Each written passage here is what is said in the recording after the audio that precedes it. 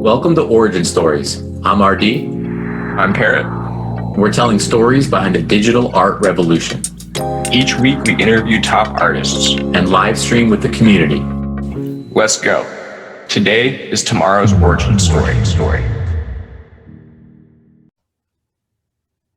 Tommy Wilson, welcome to Origin Stories. What's happening? It's great to be here. It is great to be here. And I feel it's important to tell the people we just accomplished something very, very important together. Huge, very huge. Long time coming for this. Long time coming. Yeah. Care to tell the people? Yeah. Roger was kind enough to grab up my my Genesis piece on SuperRare, my first artwork and my only self-portrait. Well, forget me. Your Genesis piece, right? You, man. It's all you. No. I posted that about, I think, 7 months ago now, my first ever piece on SuperRare, and it got a lot of love, and it was like super like important piece for me, and like showing that it's always been art. Baseball's my art, and my life has always been sort of like a creative, art centered, life. So super excied about that, and super excited about the piece, and glad it's in some good hands. Yeah, man. And I can't wait to get to that, the chronology and go in depth there. But I guess this is the right time. Just had to get that piece of news out of the way. Yeah, and great. Big news, Genesis piece. And now how about your Genesis? Tommy Wilson, What is your origin story? Right. Wow. Okay. So where to start, I guess, huh? Born and raised, I guess, in Los Angeles. That's a pretty important tidbit, I guess. LA is a different animal, according to some people. Didn't know that until I started venturing out to other places. But yeah, born and raised in Los Angeles. And I guess as far as like, creativity and art, I have a super like creative family, music oriented, artistic family. I was the only athlete, I guess you could say, in my family. My sisters played sports in high school or whatnot, but I was the only one doing sports. And I started playing baseball at like 5 or 6 years old, in order to make some friends, actually, because my parents wanted me to do some like extra curriculars, because I didn't really have any friends. And I actually, fun fact, hated baseball for the first couple of years. Really? So it became a social activity. Yeah, it was a social activity, and I hated it because I was pretty shy, so I didn't want to hang out with these kids. I was like, this sucks. Like, what am I doing? And then I get to like 7 or 8 years old, I want to say. So a couple of years later, and I get a little bigger, a little stronger, and I'm like, realize, okay, like I'm kind of like better than all these kids at baseball. So I'm like, okay, this is fun. Like I'm down. It's something I'm good at.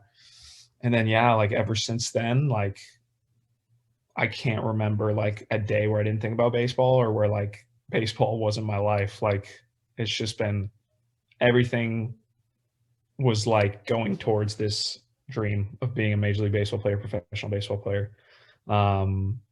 Even in like, getting to high school, like junior high, my goal, make the team in high school. Mm-hmm. So I make the team in high school or whatever. And then when you're in high school, it's like, okay, like what can baseball do for me now? It's like baseball can get me a scholarship. Next goal is to get a scholarship. Boom, I get the scholarship. I go to college up in Northern California. And then, so yeah, baseball was kind of just like a breeze, I feel like, from 5 or 6 years old all the way through high school. I was just kind of the bigger kid, and throwing harder, hitting the ball further than everybody. And then I got to my college, St. Mary's in Northern California, and then got hit around a little bit and didn't have a great situation with the coaches there. So I moved to a junior college, and it was almost at a point where I was like okay with being done with baseball. And I was like, you know what, like I'm gonna just finish out these 2 years of junior college, have some fun playing baseball with my friends, whatnot, then move on, get a real job, real life, whatnot. And then my sophomore year, the coach from Cal State Fullerton reached out to me out of nowhere. I hadn't talked to any colleges or whatnot. I was throwing okay, not like great. Mm-hmm. And then the coach from Fullerton gave me a call, and he was like, hey man, like this is the coach from Cal State Fullerton. And I was like, Cal State Fullerton, like like, is this real? Like, Cal State Fullerton, what? Like, they're like a powerhouse baseball school. And then sure enough, like, I kind of fit the mold of a Cal State Fullerton pitcher, which is like doesn't throw so hard, but really good location, movement, all that stuff. Mm-hmm. And then sure enough, they offered me a scholarship, which was like insane. Like, I was ready to just walk on there. Yep. I was like, yeah, man, like, you offer me a spot on the team, like, I'm in. I didn't say that, but I thought that. And then they offered me a scholarship. So I went to Fullerton. And then, yeah, Fullerton was wild too. Like, I was just planning on like finishing out the year at Fullerton, having a blast and whatnot. And then like I threw super well, had a great year. And then I got drafted by the Mets in 2018.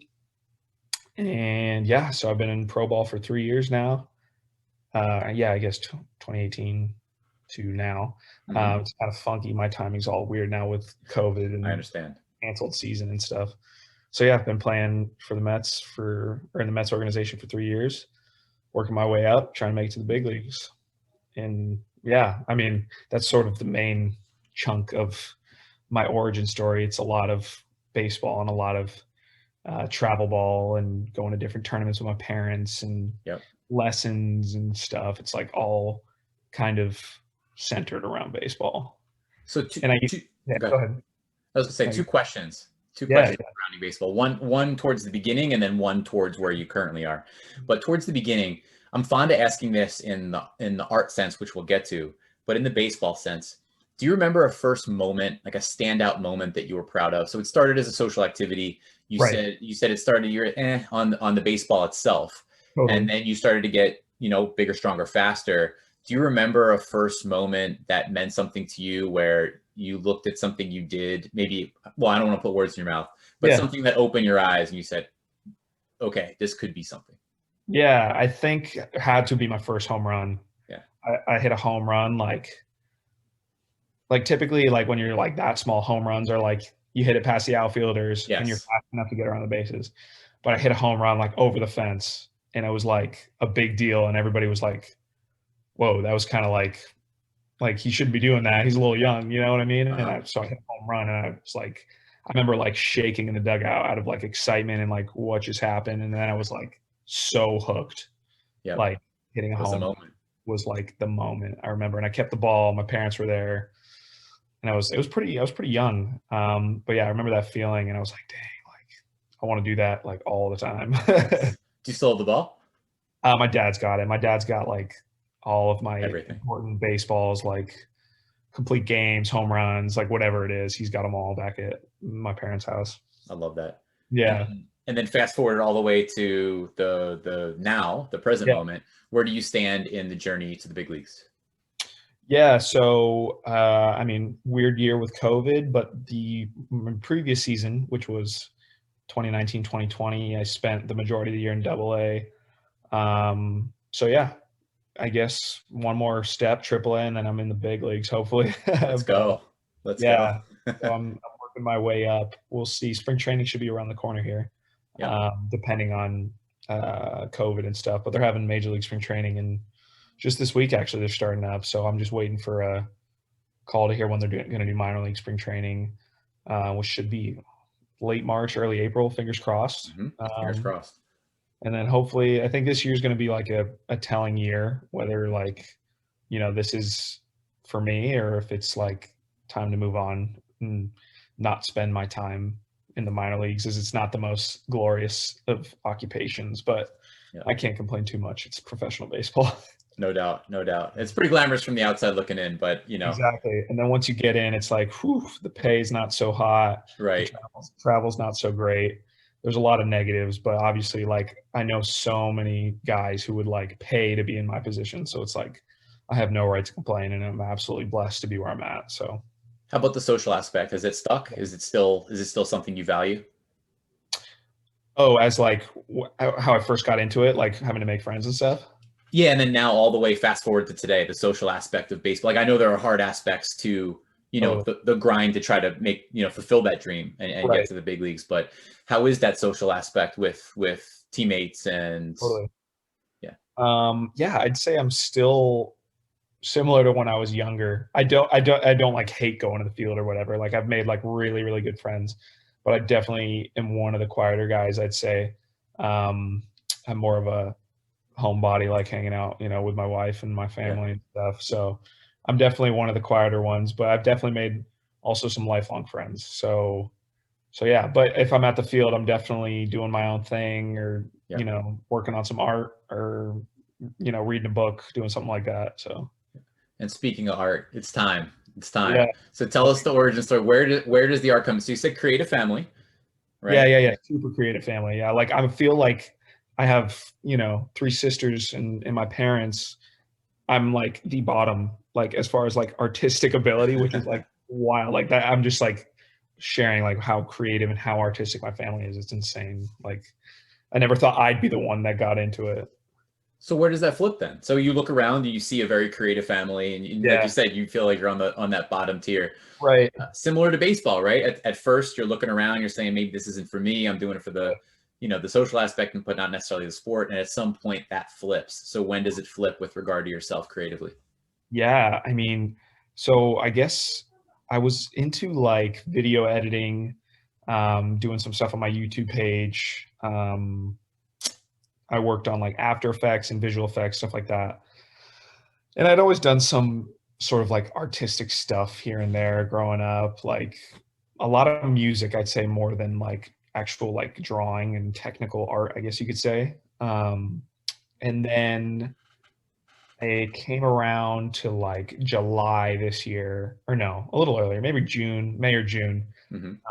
And Micah Johnson, he threw out a tweet saying, hey, I'm looking for a minor leaguer, and specifically a minor leaguer, because I think he knows like the struggle of being in the minor leagues and the pay not so great. He was like, hey, I'm looking for a minor leaguer. I need some help with After Effects and some visual effects. And I was like, oh yeah, I'm all over that. Like that's me. I'm so into that. So I shot him a DM, and then turned out I was helping him animate like an art piece. And I was like, what? What is this for? Like, just like you're posting it or whatever? And he was like, no, dude, like look up crypto art.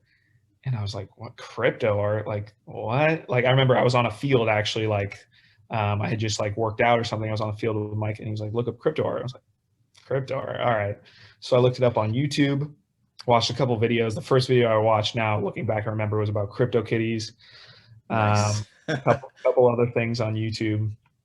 And then I watched like Micah. Obviously I found out like about Nifty Gateway, having his first drop on Nifty Gateway. And I was like, wow, this is like crazy. Like I had obviously no clue what was going on. I was like, they're selling like a digital art, like did not get it at all. But I was like, this is kind of sweet. So then I was like, okay, like let me see what I can do. So I started I hop on my computer on Adobe Illustrator, on my iPad drawing and stuff. I was like, oh, I could, throw some stuff together. That'd be fun. So then I threw a couple drawings together of some like my favorite players, Griffey, Ozzie Smith, that whole group from my first drop. And I sent them to, or I don't remember who it was. I think I just DM'd Nifty Gateway back when they had like 300 followers. And I was like, hey, like I'm a baseball player, make some art. Let's like do a drop or whatever. And sure enough, a couple months later, had my own drop, which was crazy. So went from helping out Micah to having my own drop. And then obviously fast forward what feels like 10 years later, now we're here. Yes. Are you sure it hasn't been 10 years? Dude, right? It feels like it, for real. Like a really long time. Long time. So wait, all right. So let's go back to that. I think that's an amazing story, by the way. I mean, it's just, it almost feels like falling into step by step. 100%. Right? An opportunity. You're already messing around with like, you already have some expertise in some different, graphic tools. Mike reaches out, you jump in. He says, check it out. You jump in. Right. Jump in, contact Nifty Gateway, and then bam, there you go. Exactly. Yeah. So one of my big questions, going back to that first drop. So I think you know this about me now. I'm a huge sports guy. I grew up on sports collectibles. So when I first got into the collecting aspect, I'm looking around and saying, where are the sports, right? Of course. And obviously Tommy Wilson is the show. Yeah. Right? Yeah. You are the NFT sports big leagues. And so I see that first drop. How do you choose those players? So it's Ken Griffey Jr., Ricky Henderson, Mike Trout, Mo Rivera, and Ozzie Smith. Yeah, right? exactly. So those are your favorite guys. So talk me through each one of them and how they relate to your history. Yeah, so it all started. The first one I remember I did Ken Griffey Jr., who was my favorite player of all time. He still is. So obviously that was the first one, had to be done. Yeah, so I drew that one out. I was so stoked about it, like my first like drawing kind of deal, and I showed like my family and my wife. I was like, check this out, like I just did this is so sick. And I was just pumped that I like made that. I was like, wow, this is so cool. Like I didn't know I had it in me. So I picked Griffey, just favorite player first. Ozzie Smith was I was so just like fascinated by the backflip thing and him doing backflips on the field. Like I think that's so sick. And I would love to see like somebody do that nowadays, but I feel like they'd be like a little iffy on that with getting hurt and whatnot. But I loved the Ozzie Smith backflip, so I had to throw that in there. And then let's see who else we got. Mariano Rivera. I mean, just iconic closer. I believe the only Hall of Famer to be unanimously voted in. So I was like, had to pick Mariano Rivera, and I wanted to do something with lights, like the stadium lights. So I was like, okay, like when I picture the stadium lights and like a walkout song and the whole thing, I picture Mariano Rivera, Enter Sandman, the whole thing. Yes. And then let's see, Trout and Ricky Henderson. I'm like big fans, I guess. Like it's like I feel like I can describe them as like electric, like their power, their speed, their throwing. Like Ricky Henderson's got that flair, like pimping homers and stuff. So yeah, I mean, I think for Ricky it was just super electric, and then Mike Trout is like Mike Trout. Like he's probably going to go down as the best to ever play the game, you know. So had to do one of Mike Trout, and I like that idea of the trout, like the fish. That idea. So I was like, gotta go for it. Man, we're on the same page. I was just going to go there. I was going to say that the Trout and the Mariano Rivera. Yeah. The way that you put them together, to go back to what you said yourself, the Mariano Rivera with the stadium lights, right? Enter Sandman, with your view of his back running onto the field. As a baseball fan, I'm literally listening to his walkout song as I'm looking. You're in the bullpen, like watching him run in. Yeah. And then the Trout. I mean, come on. It's, Trout, at least earlier in his career, was a defensive wizard, right? And he was constantly diving and crashing around in center field. So to see you bring that to life with the Trout going, I was like, come on, how perfect is this? How perfect is this? Yeah, I mean, it's exactly what I was going for. And it's such like, I loved how fun and like light I feel like those animations were. And like, just I kind of tried to put a little twist on all of them, with like the Trout and the fish and Ricky Henderson and the cape and stuff. So it was a super fun collection. I really enjoyed it. And so how does that drop? So I'll admit, right, I came in after that drop, right? I was not in NFTs and observing the space as closely at that moment in time. Right. So talk me through that. It's early days. It's early days Nifty Gateway and overall early days NFTs as well, especially relative to the recent explosion. But how does it go? Walk us through that moment. So you submit this artwork, you decide on your quantities and pricing, or does Nifty have a hand in that? How does that get done? Right. Yeah. So I think first I'll mention, which I thought was funny now, because looking back, I remember I just had scheduled the drop with them like 2 months in advance. And I was like, wow, 2 months, like that's a long time.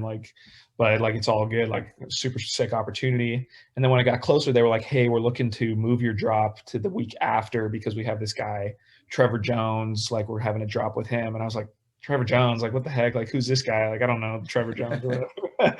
But they were like, yeah, it's like a big drop. So like, we think it'd be best for you to move it to the week after, like, not to do with Trevor. I was like, okay, like no problem, whatever.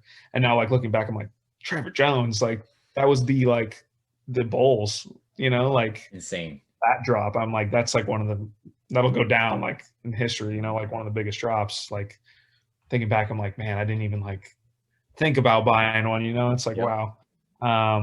So I submitted the artwork. I knew I wanted to do packs because I had seen them do packs and I was like, oh, this is perfect. Like I loved ripping packs as a kid, baseball cards and whatnot. So that's exactly how I wanted it to feel. And then, yeah, I think I suggested the rarities and like which ones I wanted to be which. And I knew for sure Griffey was going to be the 101. So yeah, I just like was like, hey, how about this price? And they were like, yeah, let's do it. Yeah. And then I remember going up to drop day. I was like, I told my wife, I was like, man, I'll be psyched if I sell like 5 packs. And there was, I think, 175. Yeah. And I was like, yeah, 5 packs and I'll be like super happy. Like that'll be cool. And then 10 minutes later, they're all sold out. And it was like insane. Like even like back then, you know what I mean? Like yeah, much smaller thing. And they all sold out. And I was like, wow, like crazy. And now looking back, like, sorry, I'm kind of like going on a tangent here. Go. I shared a drop with like Carlos Marcial and Gavin Shapiro. Like, it's a big name. I didn't even know who they were at that time. You know what I mean? But I was like, oh, that's cool. Like, you know, like I'm with these dudes. Was that was Gavin's Blackout Edition drop? Yeah, his first right? on Nifty Gateway. Yeah, I believe that was his first. Yeah. Yeah. And first for Carlos as well. Guys, I just talked to Gavin about that exact drop. Yeah. It's funny. I didn't even realize you two were on the same exact night. I didn't either until I was like kind of going back in the Nifty Gateway like drops page and like I was like, oh, let's see like who I was with, and it was me, Gavin, Carlos, and Jacob Spacek or yeah. I don't know. Yeah, so a few times since, yeah. Yeah, so crazy, which is super cool though to look back on. I mean, it's crazy. And then I just picked up a piece of Carlos's myself from his first drop. There you go. Yeah, so it's crazy, like where it's all come. The ecosystem keeps going around and around. For sure, yeah. So let's go to your next step, which is then on SuperRare, right? So you jump from the initial pack drop on Nifty and then pretty immediately right over to SuperRare. Totally, yeah. So during that time of leading up to my drop with Nifty, I had applied for SuperRare and messaged Zack, one of the guys from SuperRare. And yeah, I got approved there. And I had some time to make some more art. So I was like, oh, sweet. I'll just have my first like drop on SuperRare ready to go. And then I had my Nifty drop. And I think like 3 or 4 days later, I waited and I was like, boom, I'm going to drop this like self-portrait. And I'm like ready to make my step like as an artist, like not just as like the hype behind me and a baseball player. Yeah. And then I dropped the Genesis piece that you just acquired. And yeah, so I was like super stoked. And I had to learn the whole crypto Ethereum thing with SuperRare, which is a whole new scene. But yeah, so I dropped that one like 3 days later, which was like what 7 months ago now, which is crazy. Again, 10 years ago, full decade. Yeah, 10 years ago. It's like dog years.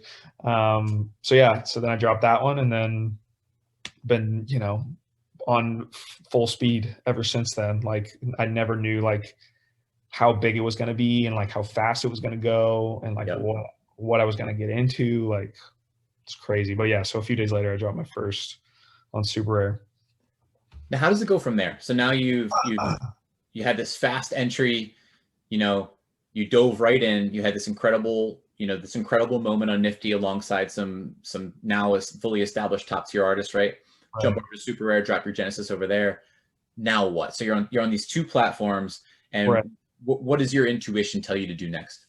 Yeah. So I think my intuition was like, I mean, I was definitely like, I put that Genesis piece up and I was like stoked. I was like expecting like big things or whatever. And that one didn't sell immediately. I had a couple bids on it or whatever and didn't sell. And that definitely put like a damper on my mood. I was like, man, like I thought I had this whole thing figured out. And then I just kind of like, I collabed with a couple of my teammates, with one of my teammates. His name was Riley Gillum. I think that was my second piece. And I was kind of just like going on the fly. I wasn't really planning anything. I was just kind of like making art, you know, whatever I felt like making. I made like the Joe Kelly piece with like the sad face. And I didn't really have like a plan or an idea of like when I wanted to drop or what I was going to make. So I think that month or 2 after I dropped my Genesis was me like figuring out, okay, like I should kind of have a plan of like what I'm going to do. And I should really focus on the art, you know, like I don't, you know, who cares about the sales, like whatever. Like I realized that after my first piece on SuperRare, I was like, okay, I'm not going to like, which is like similar to my like mentality when I'm playing baseball is you got to control what you can control. And I can't control if people don't want my art or whatever. Like, I'm just going to keep making stuff that I like, keep making stuff that I think is good. You know what I mean? So I think that first month or two after my first super rare drop, I'm like, okay, like I just need to, you know, focus on my art, make some cool stuff, make stuff that I'm passionate about, make stuff that I like. Yep. If other people like it too, great. If not, you know, if not, no worries. I'm going to control what I can control, basically. So I think it's always been the best strategy in most walks of life, right? for sure. It's like as soon as you recenter or center, focus on you developing the craft, everything else most of the time ends up in a good place. Oh, totally. Yeah. It's definitely a mentality that I need to take into other aspects of life, controlling what you can control, because you can't worry about if people aren't bidding on your stuff. Like, what's that going to do for you thinking about that? You know what I mean? Like, exactly. So. And I love too the analogy to you as a pitcher, right? You said, right, more about the precision than that top shelf speed. Exactly. Yeah. Like I could, you know, dot a fastball, but it takes a yard. It's like, well, I can't control that he's a good hitter. You got to tip your hat. You got to move on. Like you can't dwell on it. So as you start to recenter and as you start to say, hey, okay, let me focus on what I can control. I need a strategy here. I need my own strategy here. What does that strategy end up being? Yeah, so I definitely saw the value in scarcity and not like dropping on super rare. Like my plan was to like drop on super rare all the time. I was like, oh, screw it. Like I'll just drop a piece like twice a week or whatever. So I definitely learned like, okay, I gotta like space these pieces out like every couple of weeks, maybe once a month, something like that. So yeah, scarcity, put more time into the pieces. So I think that was mostly the plan. And just kind of honing my craft. Yep. So that was pretty much it. I love it. And then how do you then balance the platforms, right? How do you then strategize? When am I going to go and jump over to Nifty versus drop a 1 of 1 on super rare? Right. Yeah, that's definitely a good question. Cause I mean, it's like always a blessing to have a drop with Nifty Gateway. That's like a bigger deal. So yeah, I went to them with the idea for the World Series. I wanted to do like a championship series. I thought that would be sick. So I just went to them and I was like, hey, let's do a championship series or whatever. And they were super down. But yeah, there's definitely a balance. Like as far as scarcity goes as well, like, cause Nifty, it's like, well, most people are dropping like 300, 400, 500 pieces in one day. Like you're not just like dropping every once in a while. So at least for me, like dropping on super rare versus Rarible versus Nifty, versus I've dropped on Blockparty. I think the opportunities just have to present themselves and you just have to know like, okay, you got to keep like some space and some scarcity. And the only times I'll ever go to like Nifty is when I have like a really sick idea. Yeah. Like I want it to be like sick. I don't want to just like drop with them just to like throw some art out there, make a little money, whatever. It's like, no, I want it to be like, I want to be passionate about the idea, like the champion series. I was like super stoked about that. So yeah, and same thing for like super rare. It's like my 1 of 1s, like I put a lot of time into those things. And so you kind of just have to balance like what you're going to do on each platform. And like Rarible, as of like recently, I've like decided like, oh, like I'll drop some sports pieces on Rarible because I think it's like there's a wider audience of sports fans, and I'd like to like addition pieces on Rarible. So I decided like I'm going to keep that there. So just for me, there's kind of like a theme for each platform at least. So that's kind of how I do it. But you know, who knows if that's the right formula or not. That's just kind of what I've enjoyed. And I'll definitely keep my super rare to like my newer stuff, my 3D work, and trying to push the boundary outside of sports art. So I think it's smart. I think it's smart to break down a platform for its strengths and potential weaknesses and really gear yourself and then the art that you're choosing to place there, optimizing it. For sure. So let's go to the very special Champion Series because it has both the past element in terms of how it went in the moment, which is still, that's what month is Champion Series? That was October. It's October. Okay, perfect. So that's like the literal moment as I'm getting into NFT. So I think I like just missed observing that live and then came in right as it had wrapped up. 2 weeks later, yeah. Exactly. So I want to talk about it in the then sense, and then I want to talk about it in the now sense, because a lot has happened. Much has changed, yeah. Much has changed. So go back originally, before everything changed forever. Champion Series. You had the idea. Right. Drop it on Nifty. What are your expectations, and how did it go that night? Yeah, I mean, it went great. I was super stoked about the what do you call it? The mechanic of the pack. So it was like all solo players, and if you were able to collect all 5 of the players from one team, you got a limited edition animated version of that team. So it was great. It sold out. I remember I went live on their Discord voice chat, which was super fun. And I remember seeing Goldweard in there, and he collected the Lakers and the full team. And I was like, whoa, this is crazy. Like, I love his work. You know what I mean? It's like he collected like that whole team and all the players. So yeah, it was a blast. It got sold out again, which was crazy. Yeah, I was live on the Discord. And yeah, it was great. And, people were doing the whole teams and the mechanic. And then I remember one person got like 3 of the Manny Ramirez. And there were only 6 Manny Ramirez, and obviously you need one to complete the team set. So one person got 3 of the Mannies, and they were just holding on to them, not selling them or whatever. So nobody had collected the Red Sox team until like recently, only like a month ago. And there's still only 1. So there's still 2 unredeemed. Crazy.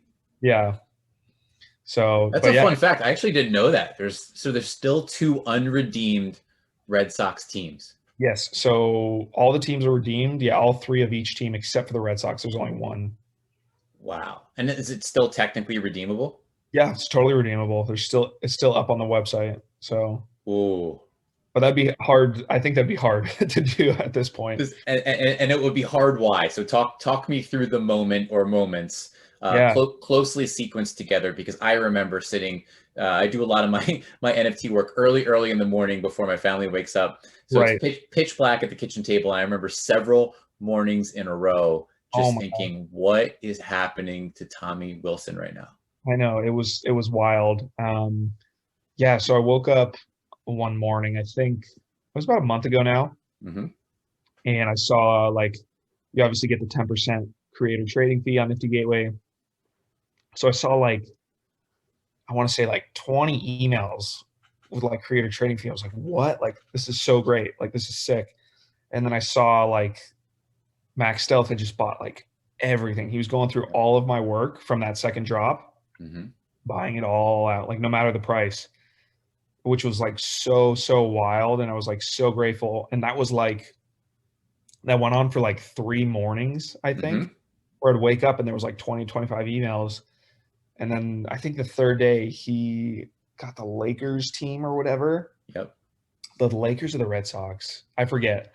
And I think it went for like $17,000. And I was like, I really like could not believe it. And I was like so grateful. And it really like made like a shift in the sales and the prices for my art, like for everybody else, which was so crazy. So that's how that went. Have you talked to Max at all?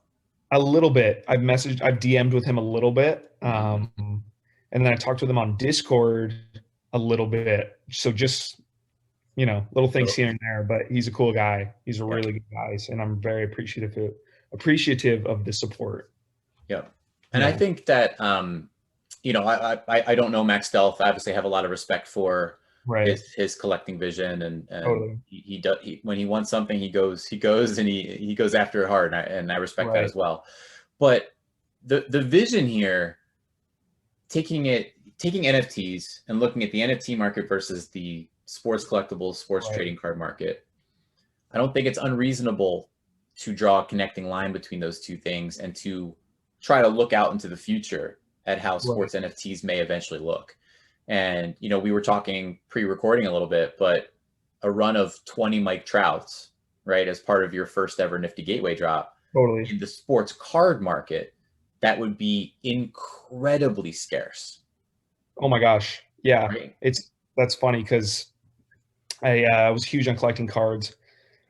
And one of the main years was 2011, which was Mike Trout's rookie year. So I remember pulling some Mike Trout cards, and I obviously had no idea who he was. And then years later, I went back through them, and I have 3 Mike Trout rookie cards, and there's like got to be 10,000 of those things. Yeah.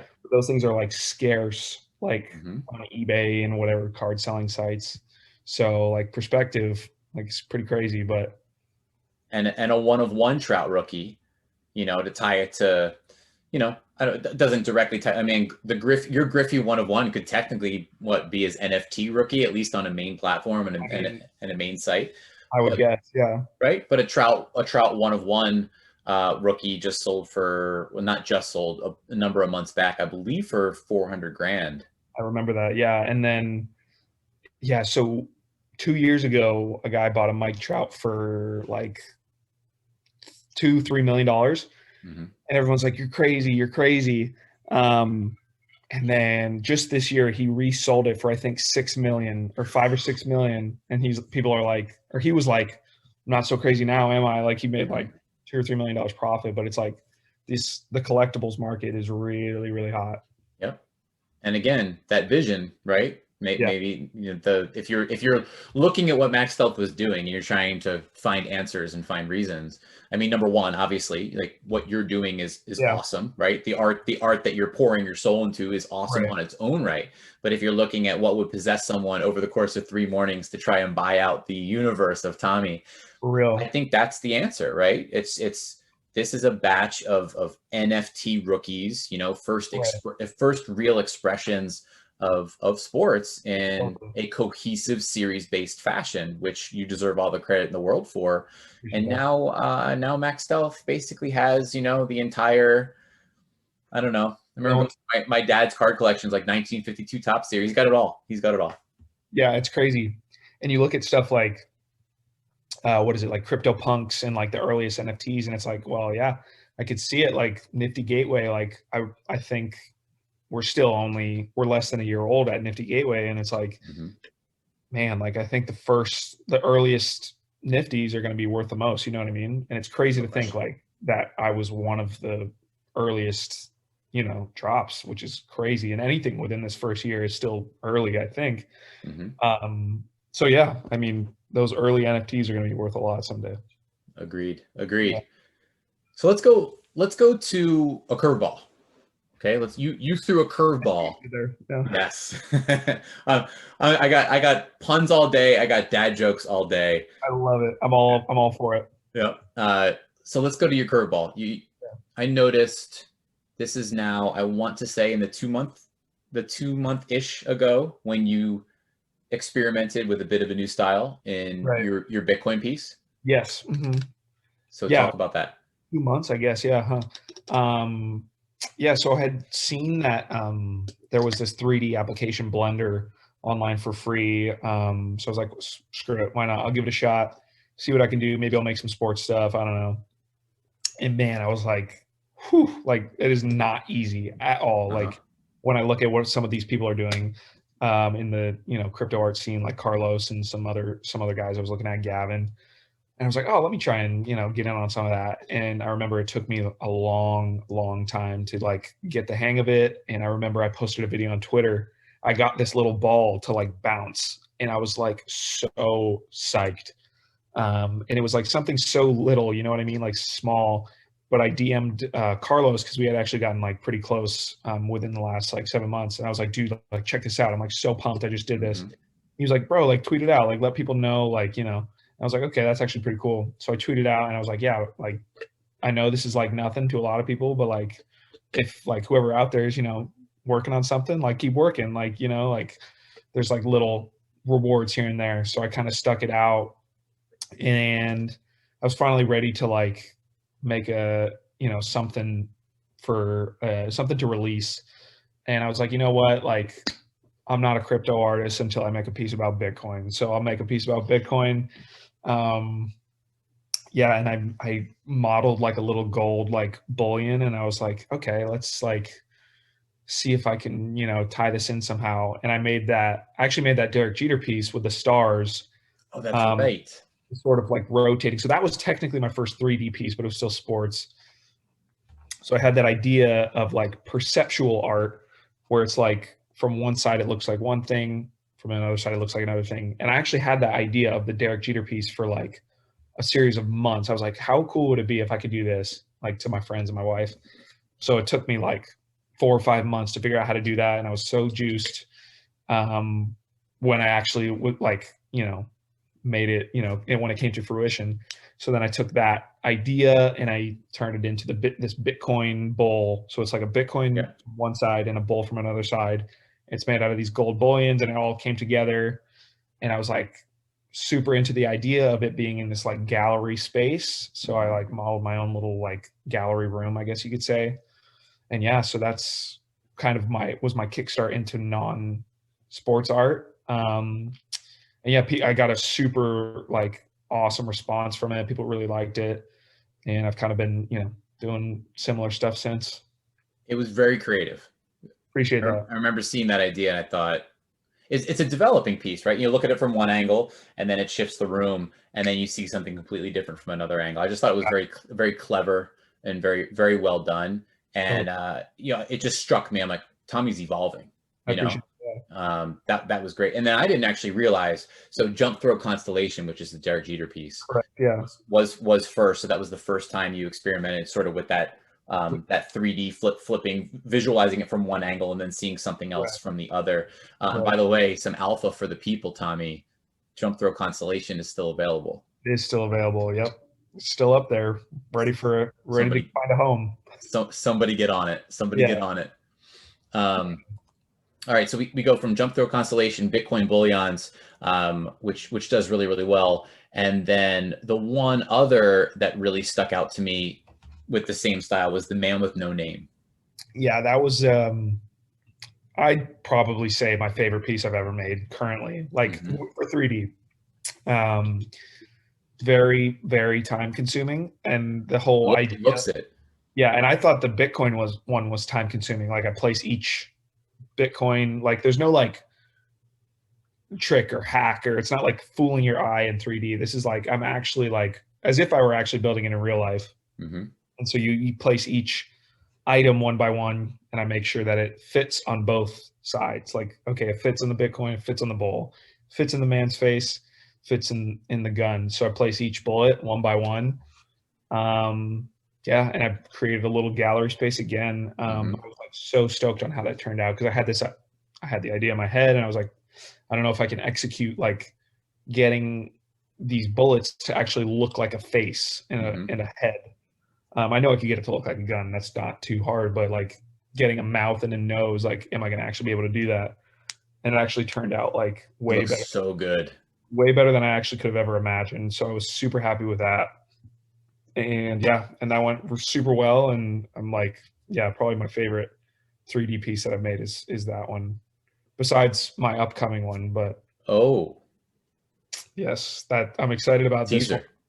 Yeah, teaser. It's each time I make one of these, like I think, man, like that bullet piece took me a while, and like my next one, like I've been working on it for probably almost a month now, and I'm about halfway. Like I'm not.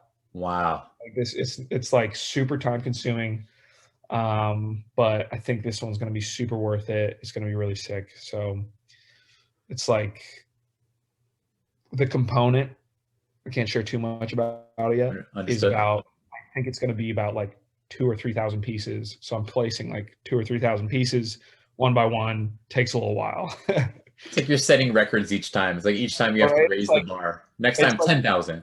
Yeah, I make like this bullet piece, and I'm like, man, I got to chill out. Like I got to do less. Yeah. And then it's like I have this idea, and I'm like, well, actually, no, I'm going to go a little bigger. So it's going to take more. Yeah, it's going to take more. Exactly. Yeah. Actually, backtracking a bit, in the interest of giving the people the alpha, I also noticed Project X, right? And that is a collab. Yeah, totally. So I guess we'll go even further back. Like I didn't create the 3D portion of that, but that would be my technical first 3D piece. Yeah, so collab with Carlos Marcial, which is crazy because like he's one of the true top crypto artists that there is right now. Yeah, we had been messaging back and forth, he had been helping me with 3D, helping me, with crypto art and all that stuff. And we just, we formed a friendship. So let's see, we kind of were like, yeah, let's do a collab or whatnot. And he was like, why don't we I'll 3D model a bat and you make the wrap. And I was like, simple enough and perfect. Like, I'm super down. So we made it. I sent him my little design with all these things that sort of tied into my journey in crypto art and my journey in baseball. And yeah, so he wrapped it and we posted it. And then Carlos tweeted out, he was like, if somebody spends 20 ETH, we'll make it in real life. And I was like, you know what? Sure, why not? And then I was like, you know what? No, I just want to make this thing before somebody even buys it. Screw it. I'll just make it. So I took a real maple bat and I took it to a car wrapping vinyl service. I was like, hey, can you guys wrap a baseball bat? And they were like, sure. We've never done it. And then, yeah, sure enough, I got the real bat wrapped in real life. So that was a super crazy project, and I'm super awesome that I got to collab with Carlos, create this physical bat art piece, which is, yeah, insane. So that was super fun, and I love that one as well. And I love the bat. So, I'll happily keep it until somebody wants to take that one. That's waiting for a home. Exactly. Waiting for a good home. And then, might as well mention it while we're on SuperRare, just to kind of wrap that chapter up. I think it segues actually really nicely into your Rarible recent GOAT piece. But looking here, you have Tiger, you have the Greatest, you have Mamba, you have a King James piece. Right. So definitely some really, really signature artwork of some legends. For sure. Yeah. Yeah, those are my SuperRare sports art. Those all got grabbed up, I believe. Yeah, you own the King James one. Yep. So those are super, super fun. And then, the Ollie piece. Shout out Will Savas, by the way, who shared that it was the background to his phone. Yeah, he's still rocking that, man. That was cool. I was really pumped to see that. So some fun stuff on there. Definitely. All right, good stuff. So then transition us over to Rarible, right? Place of, it's the wild, wild west over there, right? Anything goes at any time, any place. And then you just randomly, boom, Tom Brady, 7th championship, 7th Super Bowl, and you release the GOAT. Yeah. So, I mean, I was like, man, Tom Brady, seven Super Bowls. How could I not make a little tribute for him, the GOAT, the true GOAT. Yeah. And it's funny because I've dropped a few pieces on Rarible and they have their pros and cons, I believe. But I knew I wanted to make 7 editions for 7 Super Bowl championships. And I was like, well, I'm not on Maker's Place. I'm not on Known Origin. Rarible it is. Yeah. But I think it's they have their place, anybody can post on there, which I think is awesome. Anybody can mint anything. And there's a lot of people on there. There's still the royalties, 10%. So I think it has a lot of pros too. So I was like, I'll just post on Rarible, and it got sold out. So I was super juiced about that. And I think I'll probably be posting more of my sports art when I do on there, or Blockparty, depends. Blockparty, I don't know if you've ever been on their website or anything, but they've sold some NFTs previously, and I've sold a couple. One of one's on there actually, and they're doing a full, I don't know how much I can talk about that, but they're going to be doing some big things pretty soon here. So might have to, do some on there as well. But like we talked about earlier, it's interesting to manage where you're going to release what, when, exactly. What time. So yeah. But so it's interesting. Blockparty is definitely a platform I've explored least. Yes. Yeah. But I'm aware of, and so I think you've given me more incentive to do a bit more back work on Blockparty after this interview. They kind of did a little bit of a test, sort of. I dropped a couple of things. Matt Caesar dropped a couple of things. Carlos did. Pie Slices. They had some solid, stuff being released, kind of just to dip their toes, because they didn't start as an NFT marketplace. It was a ticket sales. And actually, Blau did a drop. His first NFT drop, I think, was with them, which was sweet. So now they're taking the time to kind of like revamp their site, and I think they're going to be coming back with a bang. So like, I'm looking forward to that. So I can't say too much about it, I think, but I think it's going to be cool. I'm excited for it. Tell me, by the end of this interview, we're going to get all the secrets out of you, man. Just one step at a time. Playing the long game. It's right. It's too exciting not to like talk about all this stuff. So it's true. But let's I won't dive too deep there. We got to keep some secrets. Got to keep some secrets are good. Secrets are good. Yeah, totally. Leave the people. Exactly. You ready to play a game? For sure. Oh, quick question. Please. My computer's at 9%. Should I switch to my phone just in case? Or would that screw it up? Let's I'll tell you what, let's ride it out. Okay. And then if it kicks on us, then just come back on your phone.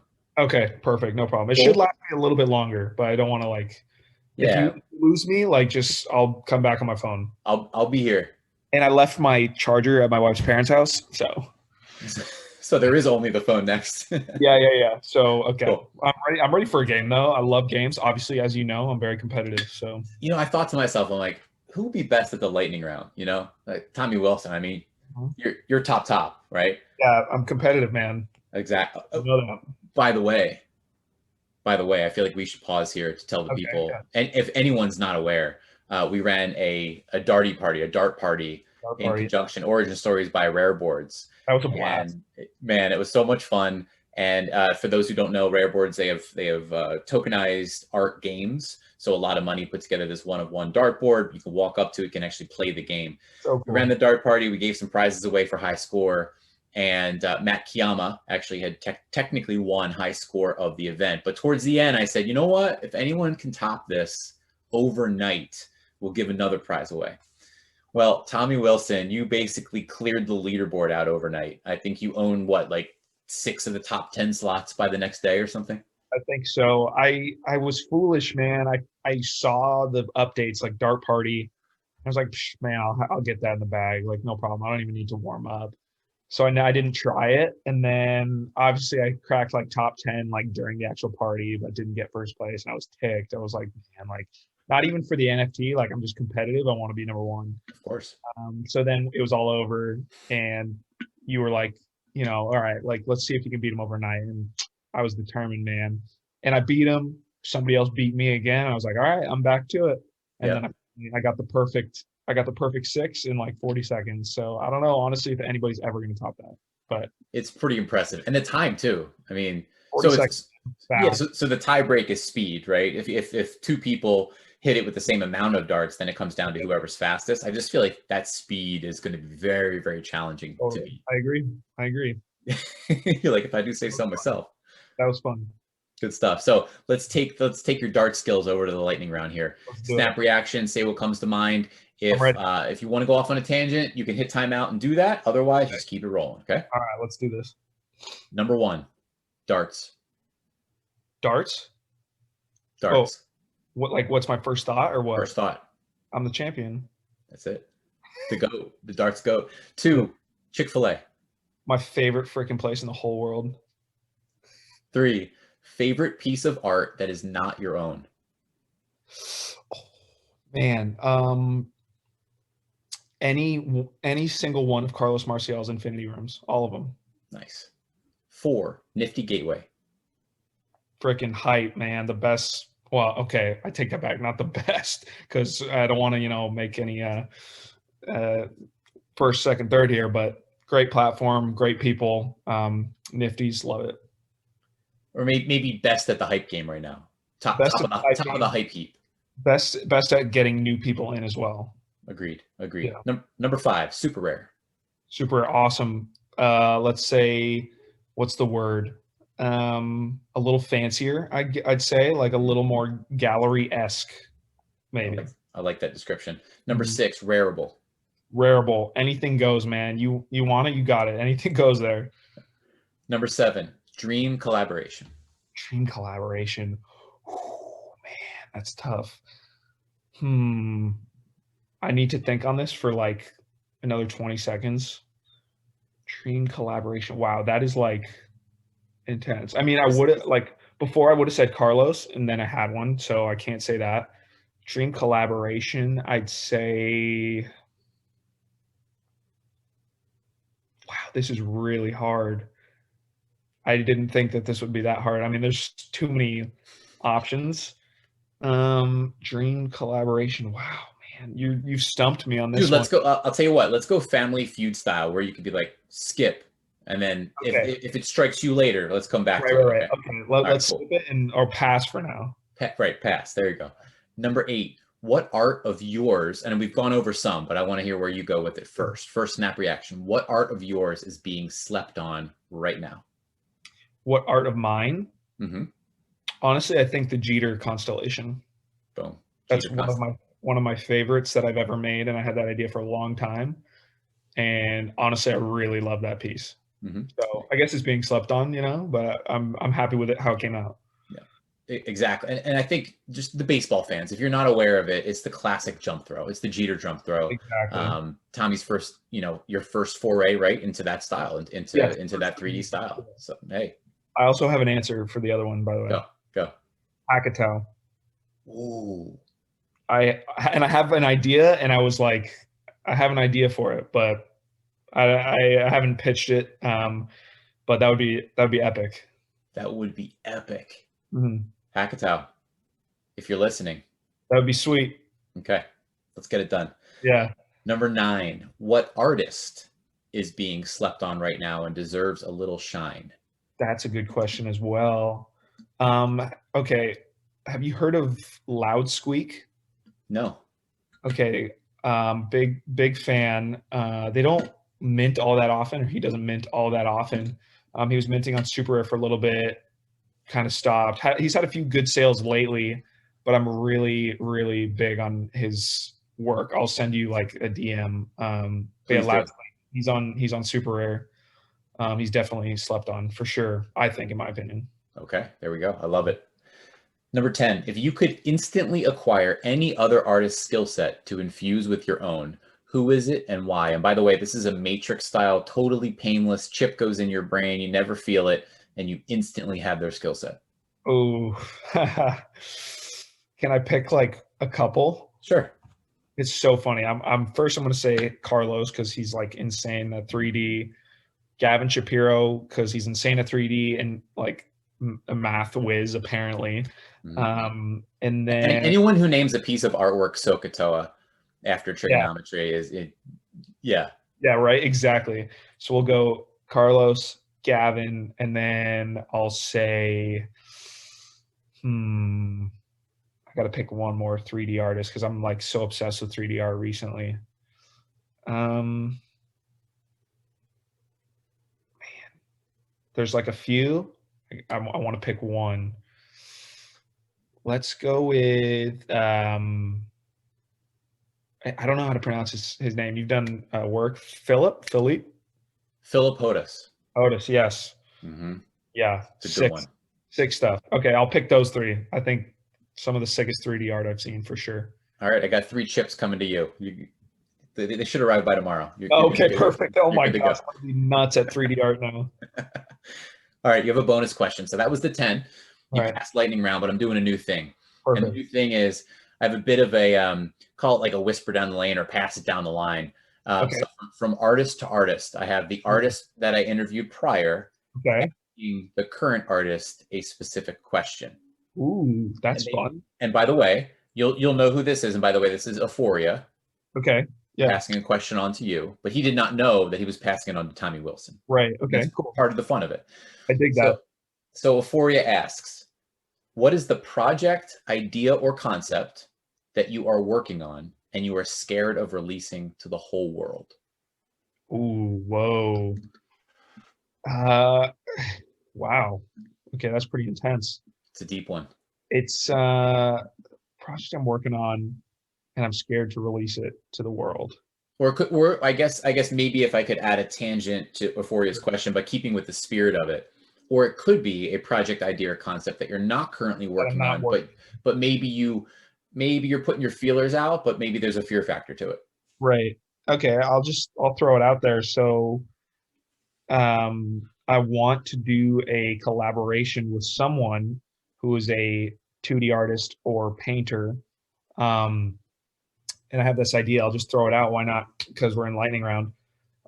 So I'm doing all this art like hanging from a ceiling, right? It like turns into like, if you're looking for the right angle, it looks like something. So I want to, in 3D, take a painting or a 2D art piece, chop it up into a bunch of pieces, and hang it from a ceiling. From one angle, it looks like the painting. From another angle, it looks like an absolute mess. So it's like only the beauty is from one angle. So that's definitely the idea I'm like scared to jump into, because I'm not like totally confident in doing that. So therefore I'm not totally confident reaching out to somebody for a collaboration to like do that. But it's an idea, and I will do that eventually. But that's a good question, and hopefully that's a good enough answer. It's a great answer, and maybe this will give you that little burst, right? That little motivation, right? Yeah. I have no doubt you'll get there, but who knows? Maybe hey, 2D painters out there, anyone who wants to collab with Mr. Tommy Wilson. So now you're going to have a Hackatao collab, and you're going to have a collab with a yet to be determined 2D painter. Yeah, to be determined. Yeah, I'm down. I'm in for it. So Tom, I mean, that is a question about the future, right? A concept that you're poking around at that has that fear factor to it. But what about the rest? So if I were to ask you the question, what's next? What's now? What's exciting? What should, as we wrap up your origin story, what should people be watching out for? Yeah, so definitely going to continue, honing my skills for 3D art. I'm kind of constantly like reaching out to improve and get better at this.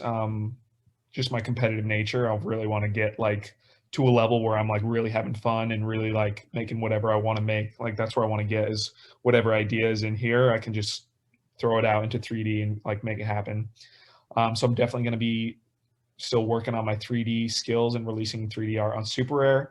I think I'll be having some releases with Blockparty soon as well, which I'm looking forward to. So yeah, I mean, baseball season's coming up too, so it's going to get busy. But yeah, I'm still going to be releasing stuff, still going to be working on my 3D art, getting better at all my art, and just constantly improving. That's like, I'm addicted to like improving and getting better at stuff. So that's what you can find from me. Nothing too crazy, but I'm gonna keep working. Now on the nothing too crazy front, is there a token of some sort coming? Oh yeah, the social token. So yeah, oh my gosh, yeah. Saved it for the very end. Yeah, there it is. I've completely, honestly, like I hadn't even thought of that. Yeah, the social token. So I'm super stoked about that. I want to make a semi like reward system for people who like hold my NFTs, in particular on SuperRare, the one of ones, because I can't really like, manage how many people are holding my Nifties on Nifty Gateway and stuff. So I'm going to be like giving out a certain amount of my social token to my collectors on SuperRare, including yourself. And it's going to be like just a reward system. I'm not like 100% sure what I'm going to be giving out as rewards and what I'm allowed to give out. I know I have an idea to do a set series of prints, and like some signed prints of some of my artwork, which I'd be super, super into. And maybe some like signed cards, signed baseball, like stuff like that. Maybe a couple NFT drops that are only exclusive to my social token. So I want to really like nail it with the rewards. Like I don't want to just kind of throw it out there. Like I want this to be like something really cool, and also potentially something for people that aren't in crypto art yet. So they see like, oh, I could get like a Tommy Wilson print or a signed baseball or something. How do I get that signed baseball? It's like, oh, you got to get into this. And then they're like, oh, what's an NFT? So I really see that also as a bridge for sports collectors, Mets fans, whatever. So I think there's a lot of potential there, and I really want to nail it. But that'll be, I mean, the token is out. I've given out some, and I will be giving them out to all my SuperRare collectors. But as far as launching my first like reward, I really want to nail it. So, but that'll be soon for sure. I think it's smart. And I like how you're thinking about it from two angles. I really enjoy that. So number one, I think just in the sense of giving back to those who are holding your artwork. I mean, that's pure and that's legit. And I respect that, because it's a level that you don't have to go to at all. Right. But the fact that you're even thinking like that, I personally appreciate that greatly. Absolutely. The second angle is really smart, and it shows to me that your head is in this. Like you're here, you're in this for the long haul, and the fact that you're thinking about how to expand NFTs, through your own means in your own world, bringing fans over and having them ask that question: how do I acquire this? Oh, what is an NFT? And that you have a ready-made answer for that and tie it in. I mean, hey, that's why you're doing what you're doing. It's why you are who you are, and I think it's why your art is, in stealth mode takeoff right now. Yeah, exactly. You hit the nail on the head. That's exactly why I'm doing it. So, I think it'll be something good. So I'm looking forward to it.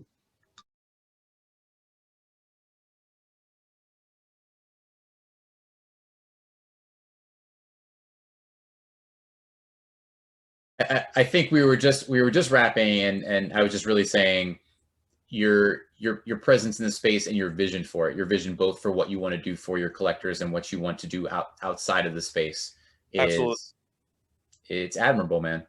Yeah, I see it for sure as a long-term thing, and I'm definitely in. I'm not like, you won't lose me once baseball season starts. Like I'll still be posting. I'll be active in this space for sure because it's something big. So I'm looking forward to it.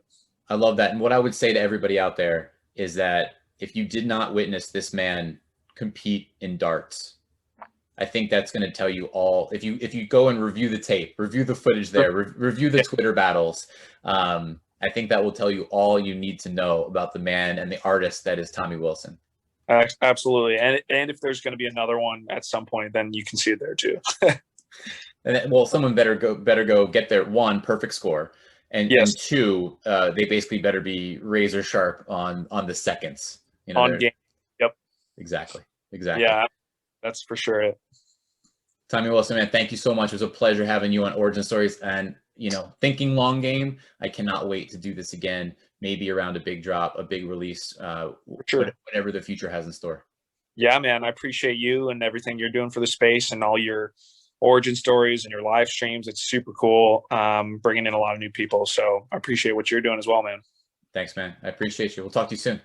Absolutely, dude.